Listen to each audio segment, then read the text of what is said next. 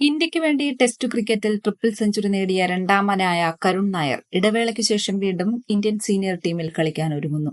അടുത്തയാഴ്ച ഇംഗ്ലണ്ടിനെതിരെ ടെസ്റ്റ് തുടങ്ങുമ്പോൾ 11-ൽ ഇടമുണ്ടാകുമെന്ന പ്രതീക്ഷയിലാണ് പാതി മലയാളിയായ ടോപ്പ് ഓർഡർ ബാറ്റർ. 2016 ഡിസംബറിൽ ചെന്നൈയിൽ നടന്ന ഇംഗ്ലണ്ടിനെതിരായ ടെസ്റ്റിലെ ആദ്യ ഇന്നിംഗ്സിൽ 303 റൺസ് നേടി പുറത്താകാതെ നിന്ന കരുൺ നായർ പിന്നീട് ഒരു പരമ്പരയിൽ മാത്രമാണ് ഇന്ത്യയ്ക്ക് വേണ്ടി കളിച്ചത്. 2017 മാർച്ചിൽ ഓസ്ട്രേലിയക്കെതിരെ 3 ടെസ്റ്റുകൾ, അതിനുശേഷം ടീമിൽ നിന്ന് മാറ്റി നിർത്തപ്പെട്ടു. പിന്നീട് ഒരു അന്താരാഷ്ട്ര മത്സരത്തിൽ പോലും അവസരം കിട്ടിയില്ല, ടെസ്റ്റിലെന്നല്ല ഒരു ഫോർമാറ്റിലും. വീരേന്ദ്ര സേവാഗിന് ശേഷം ട്രിപ്പിൾ സെഞ്ചുറി നേടിയ ഒരേയൊരു ഇന്ത്യക്കാരനാണ്.